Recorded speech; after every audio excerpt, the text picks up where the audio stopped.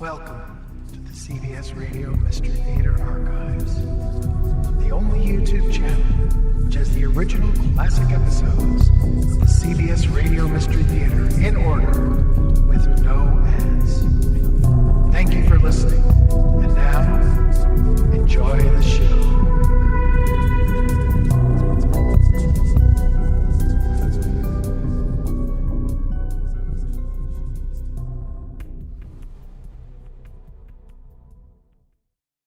The CBS Radio Mystery Theater presents... Come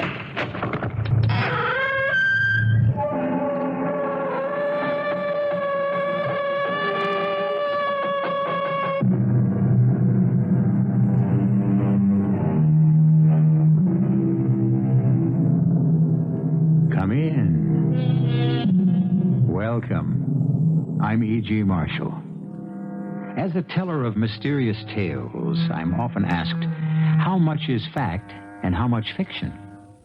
Almost as often, the answer is another question. Who really knows? And if I'm going to be asked about the story you're going to hear now, let the asker be forewarned. The answer will be that question. Who really knows? You may believe it's all fiction if you choose to, but I'd like to see you prove it. Has your husband definitely decided to join the executive club? Oh, has he ever? If he's accepted, wild horses couldn't keep him out. Oh, he'll be accepted. No question about that. And you don't look like a wild horse to me. I beg your pardon? Julie, I came here this morning to advise you as strongly as I can. If you have it in your power, by any means whatever, keep your husband out of the executive club. I see. No, you don't see. It's not the snobbish kind of thing you're thinking. It's for his own good, Julie. His and yours. You'll be sorry for the rest of your life if you let him join that club.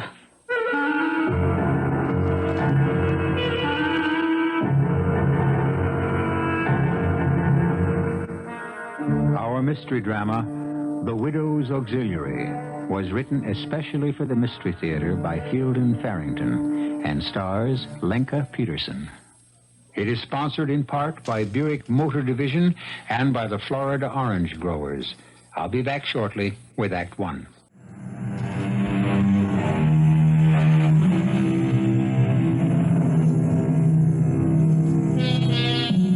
There are special days in everyone's life.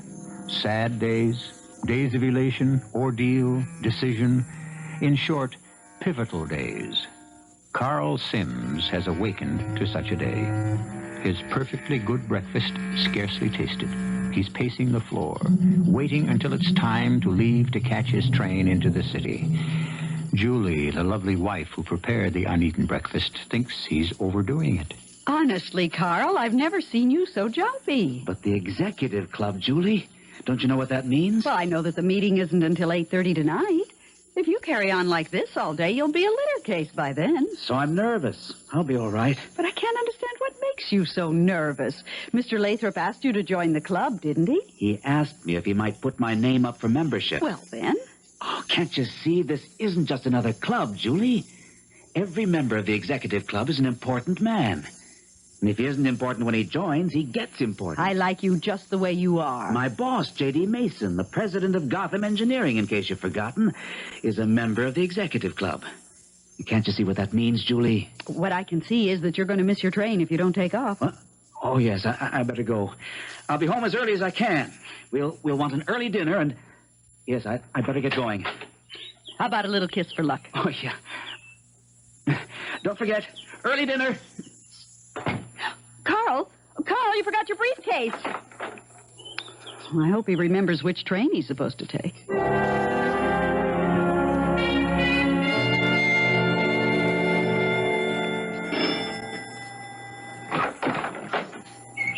Good morning. You're Julie Sims, aren't you? Yes. I'm Rose Lathrop. I hope you don't mind my barging in like this without any notice or anything. Oh, of course not. Come in. Thank you. I know it's outrageously early, but I wanted to be sure to catch you before you went out or something. It's perfectly all right. Won't you sit down? Are you Mrs. Alfred Lathrop? Your husband's the executive club man? That's right. Mrs. Sims, would you mind if I called you Julie? Of course not. And I'm Rose. Julie, how do you feel about your husband joining the executive club? Oh, frankly, Rose, it doesn't make much difference to me one way or the other. If Carl wants it, I guess I'm glad. Well, I came here this morning to advise you as strongly as I can. Keep your husband out of the executive club. I see. No, you don't see at all. It's not the snobbish kind of thing you're thinking. It's for his own good. His and yours. You'll be sorry for the rest of your life if you let him join that club. And yet apparently you let your husband join. And I'm sorry. Well, why? I can't tell you why. At this point, I'm afraid to. Afraid? Yes. Oh, and please don't mention any of this to your husband. I mean that I've been here, what I've said, any of it. We don't have many secrets from each other, Carl and I. Well, please keep this one. I can't tell you why just yet, but it's very important to me. All right, if you say so. Thank you. Does the executive club have anything like a woman's auxiliary? Oh, no, nothing at all of that kind. I wouldn't call it the woman's auxiliary, even if there was one. I think it might be better named the widow's auxiliary. Widows?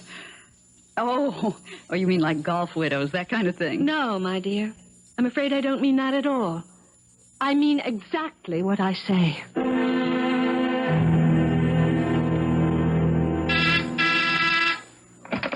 Yes, Clara, what is it? Mr. Lathrop is here to see you, Mr. Mason. Oh, all right, Clara. Send him in, please. Not interrupting anything, am I, J.D.? No, not at all. Alfred, sit down. I've been wanting to talk to you anyway about our man Sims. Well, Carl Sims, yes. I'm putting him up for membership in the club tonight, you know. Yes, and you won't be sorry. I really think he'll work out well. Tractable. Knows how to handle himself. I think I'll put him in charge of Project Overlook if he passes muster tonight. Fine. I don't think there'll be any trouble about getting him in. It's mostly my recommendation, you know. Yes. Any news at all from upstairs? Myra 7? I don't think it's wise to use that name even here, though I'm sure you're not bugged.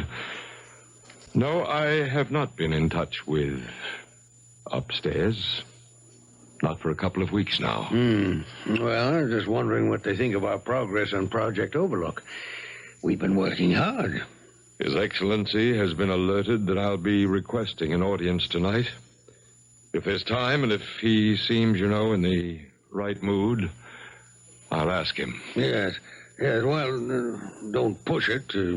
Tell him, if you want to, that I absolutely endorse Carl Sims. It might make a difference. I'll tell him if I get the chance.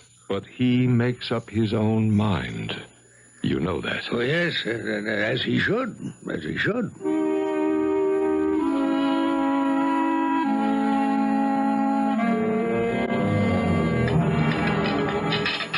Carl, eat it. It's steak. I almost had to take out a second mortgage. Oh, yeah, very good, too. Done just right. Well, then eat it. Sure. Carl, if you're accepted tonight in the club, you know, that doesn't mean you absolutely have to join, does it? Have to? Why on earth wouldn't I want to? I don't know. I've just been thinking about it, that's all. Doesn't it seem to you that anything that offers so many advantages as you think this club does, well, mightn't there be some disadvantages, too? Name me one. Well, I can't, of course. It's just that nothing is perfect. I'm looking for the catch, that's all. How would it be, Julie, if you just left that to me? I think I'm perfectly capable. Always the phone at dinner time. Want me to get it? No, I'll go. If it's Alfred Lathrop, tell him I'm ready anytime he is. Hello? Julie, this is Rose Lathrop. Oh, hi. Alfred says Carl's going to stop by and pick him up so they can go to the meeting together. Oh, Carl didn't mention it. So why don't you come with him? The two of us can sit here together and wait out the decision. Oh, that's very sweet of you. Yes, I'd like to. Good. Is Carl still... Determined? Yes.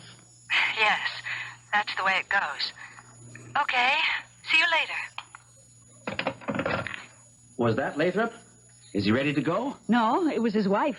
She suggested that I drive over with you, and the two of us wait at her house till the meeting's over. Hey, that's terrific. Yes, that was very thoughtful of her. Well, I don't mean that. What I mean is, if she did that, then Lathrop must be pretty sure I'm going to get in. He wouldn't go out on a limb like that if he weren't pretty sure.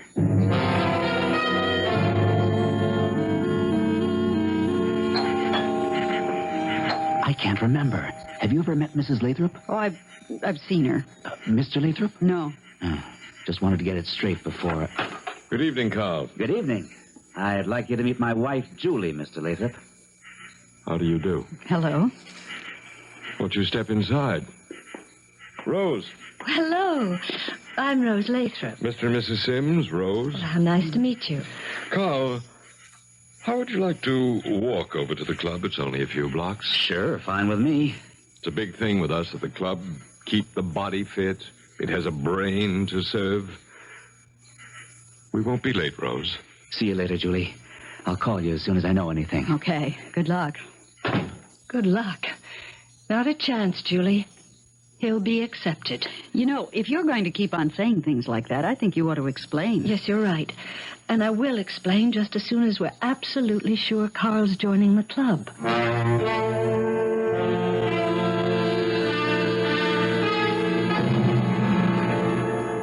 I think you've met all the members now, Carl. What do you think of us? I'm impressed. Very distinguished and yet very friendly. Fine group of men, Carl. Mr. Lathrop. I think it's about time you started calling me Alfred, don't you? All right. What I was going to ask you, are they all here? I expected a much larger group. Oh, we're a very exclusive club, Carl. Yes, they're all here. All, that is, except your boss, J.D. Mason. Yeah, I was wondering about that. Oh, he had to go to Chicago tonight. He called me around 7:30, gave me his proxy for tonight's meeting, and that's 2 you can count on. I'll need more than that. Now, don't fret, Carl. You're the sort of man we want. Getting close to time, Alfred. Be right with you. That's Jim Corning. He's the club secretary. Now, this won't take long, I promise you, Carl. You just relax. Have a drink. A bar is all yours. I think I'd fall flat on my face if I did. Well, then don't. I'll see you later.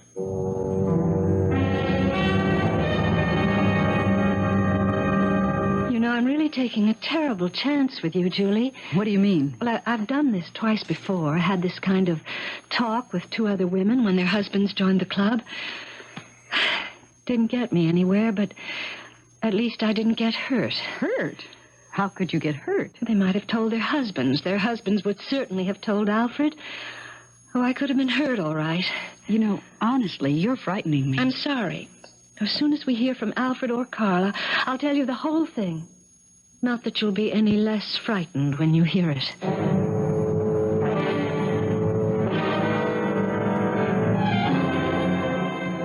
Has the equipment been checked out, Jim? All okay, Alfred. Isn't it about time for contact? Yeah, just. Sol 3, calling Myra 7. Sol 3, calling Myra 7. Come in, Myra 7. Myra 7 here.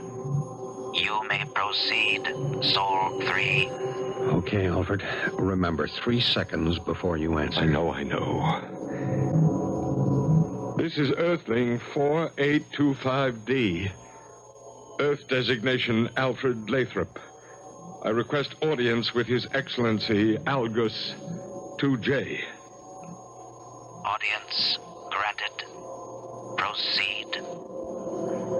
Your Excellency, I wish to place in nomination for enrollment in your service the Earthling locally designated Carl Sims.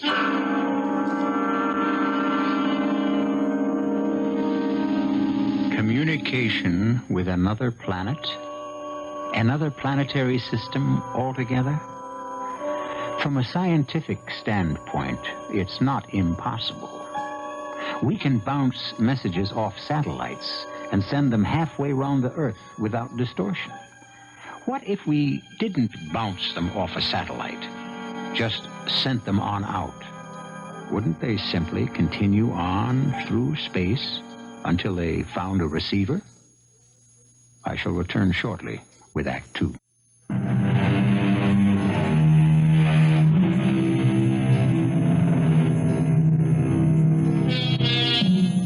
There are many people, some of them very wise, too, who are firmly convinced that we are not alone in the universe.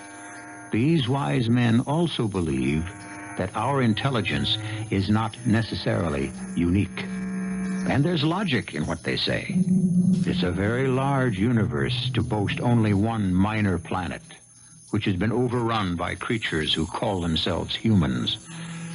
Alfred Lathrop is engaged in a two-way radio conversation which seems to confirm these wise men. The Earthling, Carl Sims, is a young man with great potential for service to our cause.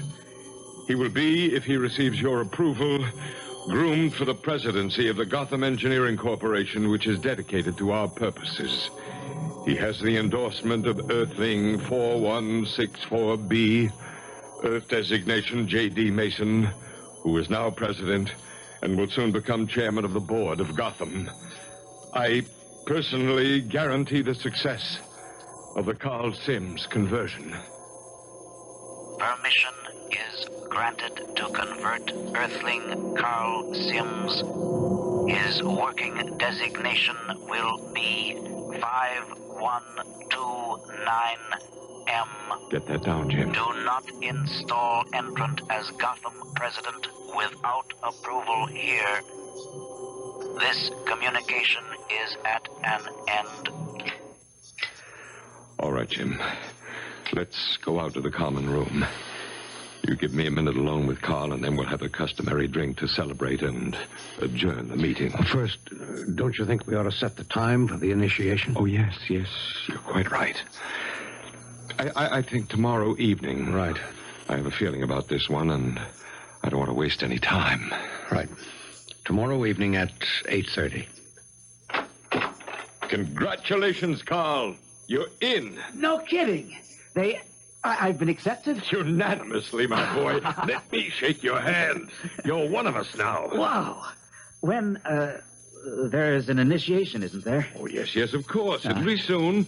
Now, you hold yourself ready at any time. Well, now, come on in and have a drink with your new fellow members.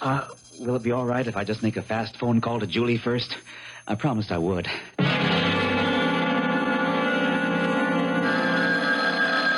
That's it. That must be Carl. Do you want to answer it? If you don't mind. Hello? Is that you, Julie? Yes, Carl. What happened? I'm in, Julie. It was unanimous. I'm a member. I can't believe it. I'm a member of the executive club. Congratulations.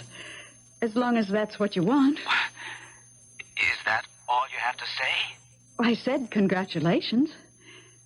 Will you and Mr. Lathrop be home soon? I can't stand all this enthusiasm. Yes, we're just going to have a drink and then leave. 20 minutes or so. All right. I'm sorry. Oh, forget it. See you later. Okay. He's been accepted? Unanimously. Well, we did expect it, didn't we? I poured you a brandy. You're going to need it. Thanks.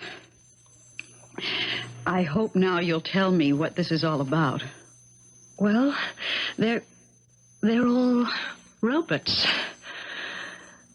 What did you say? Alfred and all the rest of them, every member of the executive club, they're all robots. Oh, come on, Rose. I know how it must sound when I just hit you with it. I've had years to grow accustomed to it. As accustomed as you can get. Well, there isn't any such thing as robots, Rose. I mean, not that look and talk and act like people. There just isn't any such thing. Androids. Robots. I don't know whether there's a proper word for them or not. Former people. Whatever you call them, they're not human anymore. I just can't believe. They're controlled by something alien. Alien? I mean, not of this earth. Oh, it's just too much. You know that, don't you? Oh, it's too much, all right. But that doesn't keep it from being true. Alfred is one of the charter members of the executive club. I have been living with a robot for, I guess almost 12 years now. Well, let's say it's true.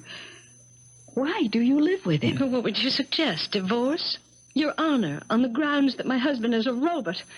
They'd have me in a straitjacket in no time. Oh, Rose, I'm so sorry. Well, let's try not to let it happen to you. As I said, they're controlled by something alien, something not only not of this earth, but I'm convinced not even on it. And they're all very, very important men. I'm sure your husband has mentioned that. Oh, yes, he keeps on and on about it. They're powerful. They're rich and powerful, and they use their power, all their resources, to further the designs of the aliens who control them. I don't know exactly what their purpose is, those alien creatures and their robot lackeys, but it's against us, Julie. It's against the people of this earth.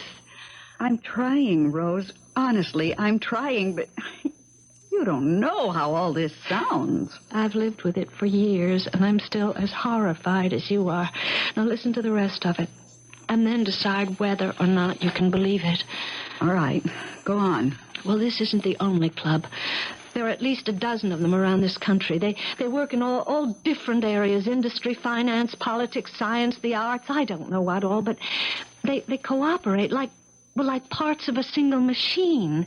And maybe that's what they are. Sooner or later, they're going to take over. Take over what? Us. Everybody, everything. The earth. Does anybody else suspect all this? Any of the other wives? I don't know. Some of them must, surely. I've been afraid to approach them. Afraid? Why? Well, if the men, including Alfred, oh, God, including Alfred, if they considered me a threat, I'm convinced they'd simply eliminate me. Rose. Like a shot, without a scruple. Do you actually know all this? I mean, is it just a suspicion you have? I know. Take my word for it, I know. Alfred's told me. Oh, not the whole story, of course. There are areas that seem to be pretty well sealed off. But he's told me enough. I thought it was so secret. It seems strange he'd tell you if none of the other husbands told their wives. I know how to make him talk, that's all. I figured out a way to short-circuit his computer. His computer? The thing they put where his brain used to be.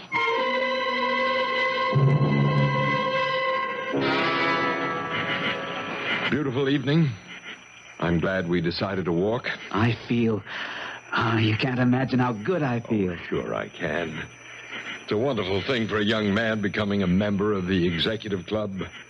More wonderful even than you know, Carl. Oh, I do know. I really think I do. You won't really know until after the initiation.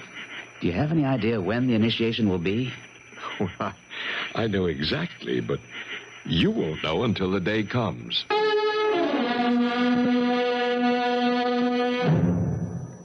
So, you know as much as I do now. Julie, what do you think? To tell you the truth, I just plain don't know what to think. Oh, it's a pretty fantastic story. Too fantastic for me to have made up. Oh, I don't think you're lying. Unless you believe me, you have to think I'm deranged. Those are the alternatives. I think I believe you. Not because it's a plausible story, but because I don't think you're lying, and I don't think you're off your rocker. So what can I do but believe? It's true. Honest to God, Julie, it's true. What about Carl? When will they do it? They haven't already, have they? Oh, no, my dear. He's still all right. Don't worry about that. He'll be safe until the night of the initiation. Julie, I have a plan. To help Carl? Yes. And to put a stop to all of it. Put an end to the executive club. Before they do anything to Carl? If it works. I've had this plan for a long time, but I can't manage it without help. This is the first time anybody's even been willing to listen to me. Will you help me, Julie? Oh, yes. I don't want to see Carl made into... Yes, I'll help. It could be dangerous. All right. I thought I'd never Oh, Julie, thank you. We'll do it. I know we'll do it. Now, the night of the initiation. We'll do it. When will they have the initiation? I don't know yet. They keep it a secret. The date of the initiation is never known to anyone but the members. Carl himself won't get more than a few hours' notice. Well, then how can we... Well, I can find out when it's going to be. I'll ask Alfred tonight. And he'll just tell you? I can make him tell me. See, their minds are computers, Julie. If you overload them, they get confused. And when they're confused, their inhibitors, or whatever you want to call them, they simply stop functioning. You can get most anything out of them. I've learned the technique very well.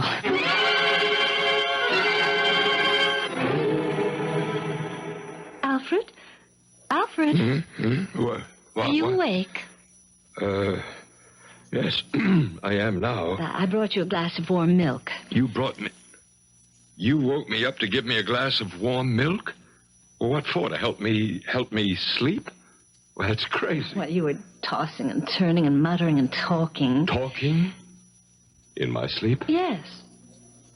What did I say? Oh, nothing anybody could understand, just mumbling and moaning and groaning. I just thought maybe a glass of warm milk would help you get some decent sleep. Well... And me, too.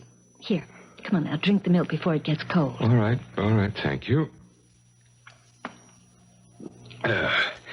Talking in my sleep. Muttering. Alfred, who all was at the meeting tonight? Well, you know, Carl Sims and the members, all but J.D. Mason. He couldn't... Did you remember to call the plumber about the kitchen drain today? The plumber? Well, I thought you were going to... Well, those kids next door have been running through our yard, Alfred, and my zinnias are just a mess. I think you ought to go over and have a talk with Mr. Torrance about it. Well, Mr. Torrance can hardly be expected to do anything about our kitchen drain after... But the kids... Oh, Alfred, have you heard from that cousin of yours out in Wyoming who was going to have the operation? Alice? Well, she doesn't have any kids, and even if she did, they wouldn't be running through our yard messing up your... Alfred, are you going to write that check to the cancer fund, or did you want me to do it? Cancer? No. Alice's operation was for gallstones. I think it was gallstones. Alfred, I saw the most beautiful pantsuit at Randall's today. Would you mind if I bought it? Wait a minute. Wait a minute. Alice doesn't wear... And if she did... Did you remember to have your driver's license renewed? Now, I know it runs out either this month or next. You shouldn't neglect things like that. Listen, Alice, I mean Rose, and... If she wants to wear a pantsuit, I don't see what business that is. Alfred, when is Carl Sims going to be initiated into the club? And the Torrance children are too young to drive anyway, so why should I go over there? When is Carl Sims going to be initiated into the club? And as far as the kitchen sink is concerned, Alice, When Rose... is Carl Sims going to be initiated into the club? Tomorrow night. Meeting 8:30. Finish your milk, Alfred. You must be sleepy.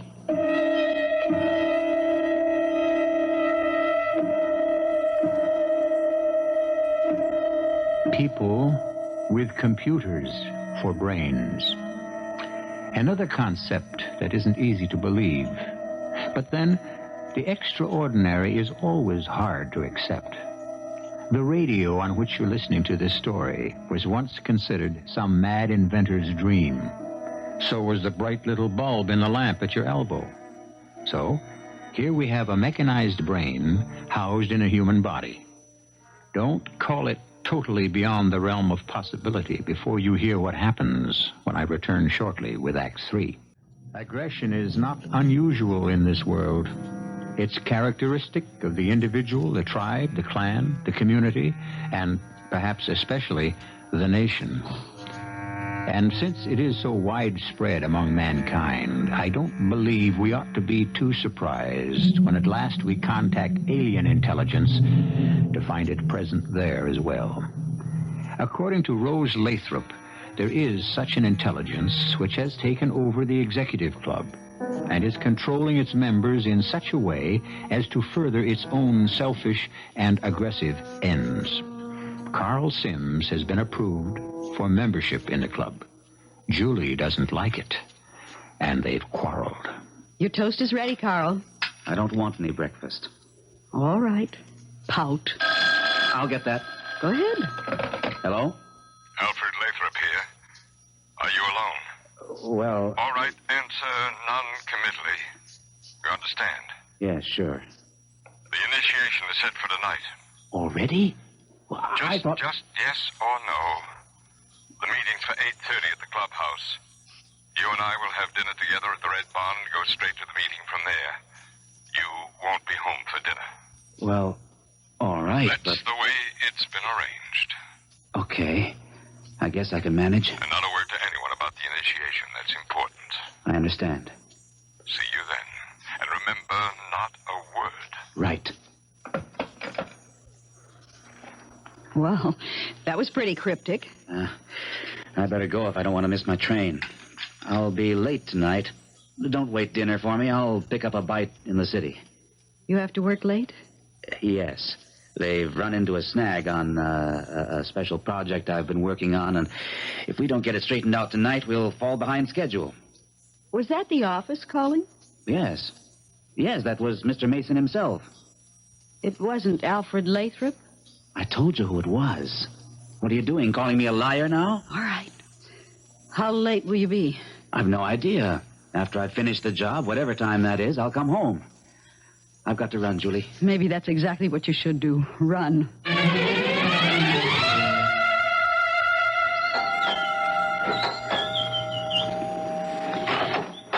Oh, Julie, come in. Rose, Carl got a phone call just before he left for the office, and it was just a yes or no conversation from his end, and I think the initiation's going to be tonight. Yes, you're right. Sit down, Julie.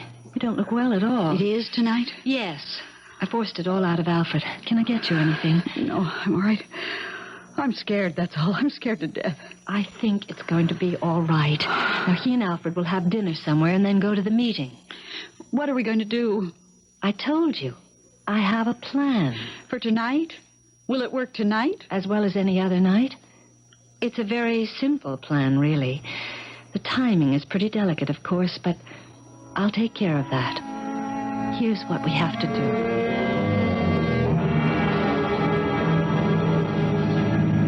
It's almost 8:30. Shouldn't we hurry? No, we're just about right.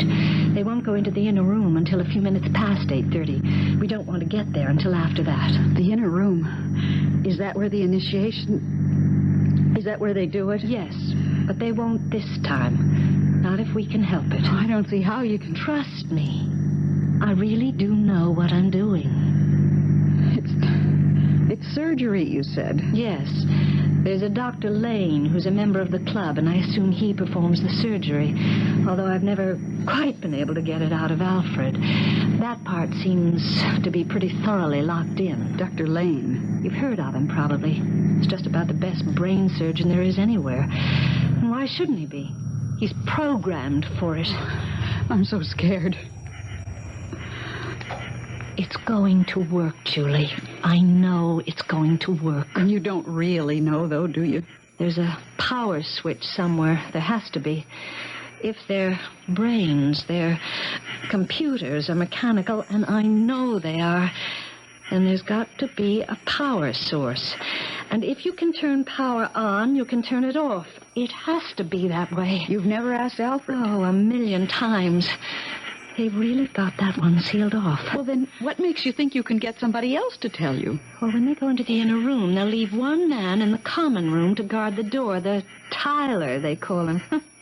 Isn't that sweet and old-fashioned? But if Alfred won't tell the you... Teitel, whoever it is tonight, has never experienced the kind of short-circuiting I'm going to hit him with. Now, I'm depending on the shock to break him all the way down. And if it doesn't? What have we got to lose?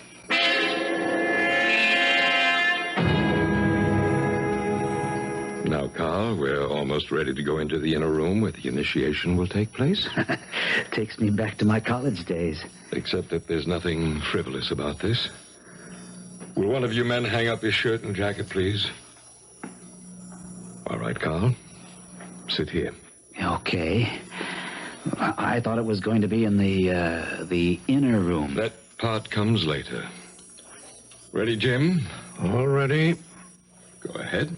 Ouch! Oh, what was that? He stuck a needle in my arm. Nothing to be concerned about, Carl. You're too tense. You need to relax. That was just a mild tranquilizer. It's going to relax you and make you feel sleepy.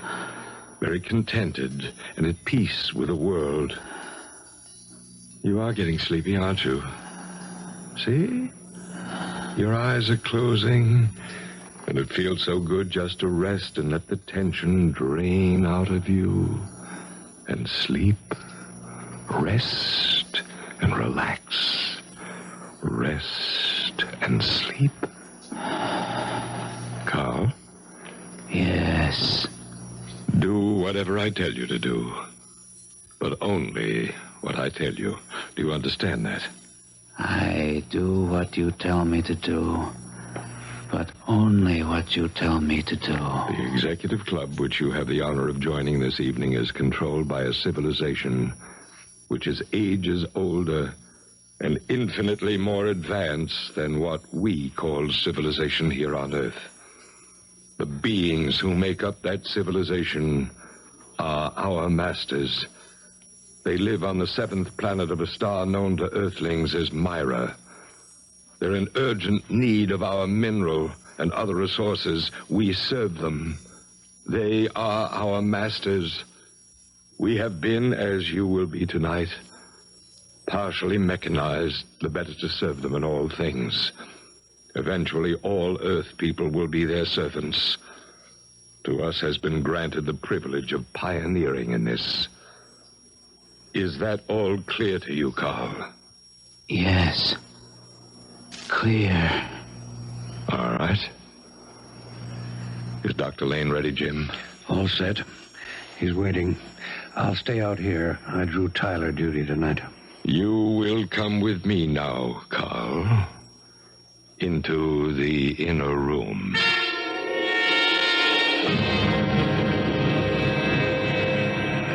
All right, Julie. Let's go inside. I thought you said there was going to be a doorman or whatever you called him. Tyler.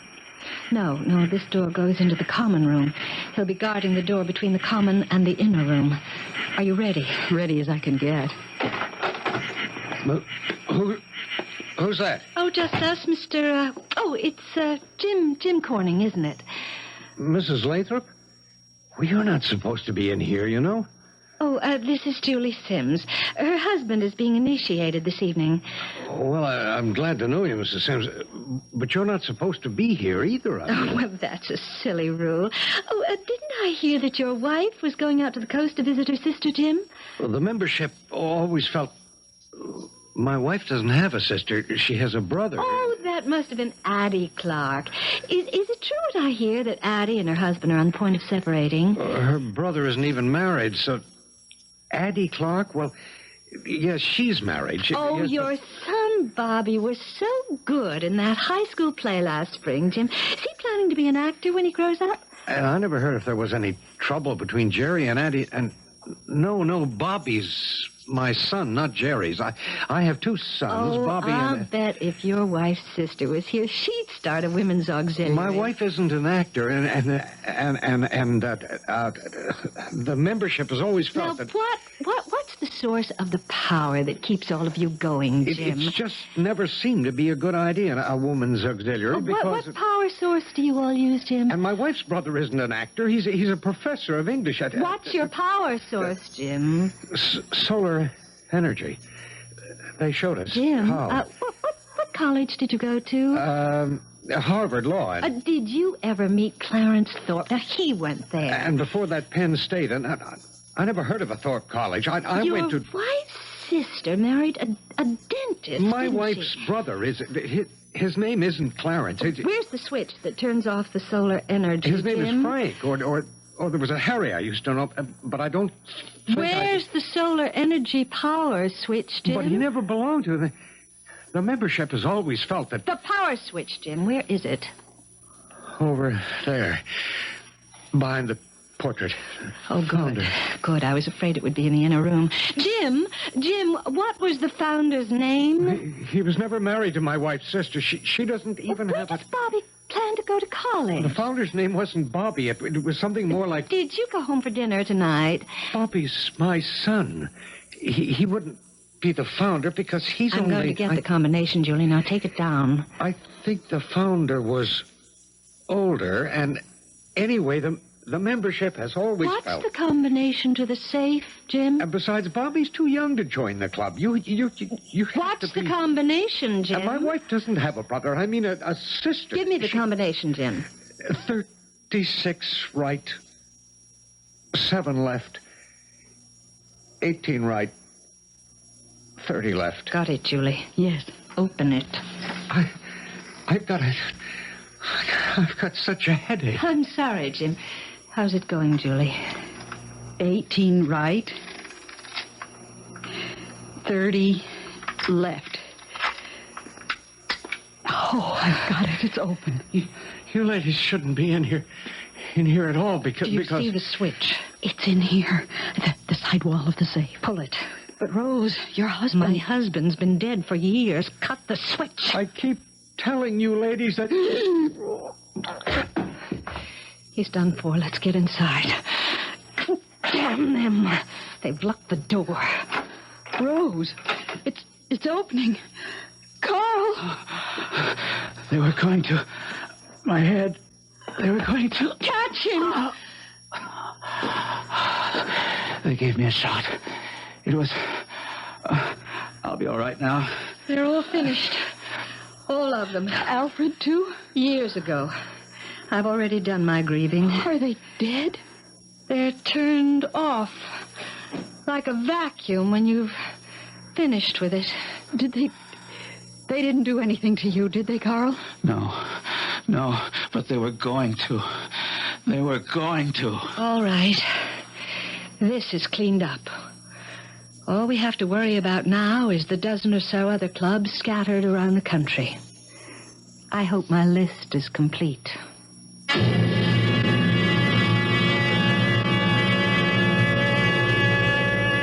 When you throw a switch and what appears to be a man collapses, you have to believe, don't you?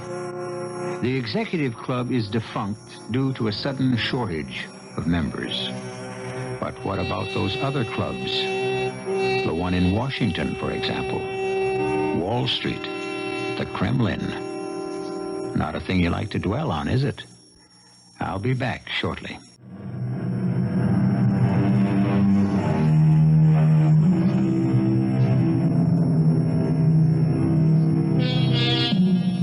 Carl Sims now has his own firm of engineering consultants. Gotham Engineering is out of business. And although Carl isn't quite the important man he once thought he might become, he's not unimportant. And he's not a robot.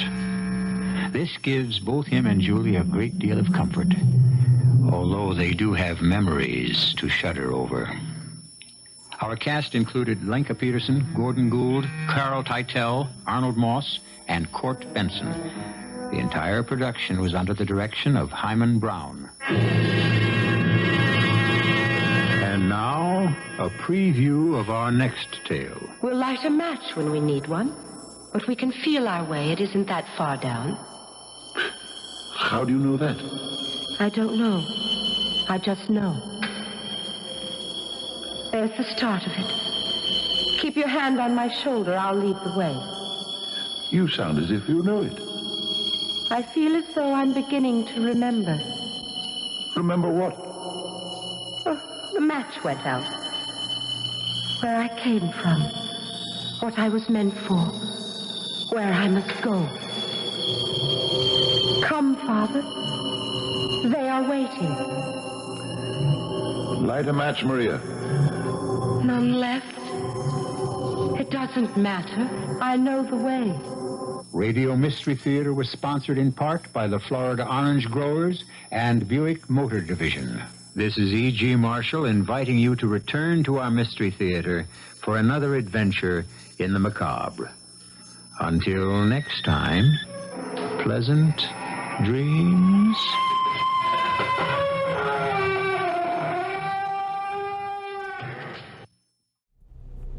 I hope you enjoyed this episode of CBS Radio Mystery Theater.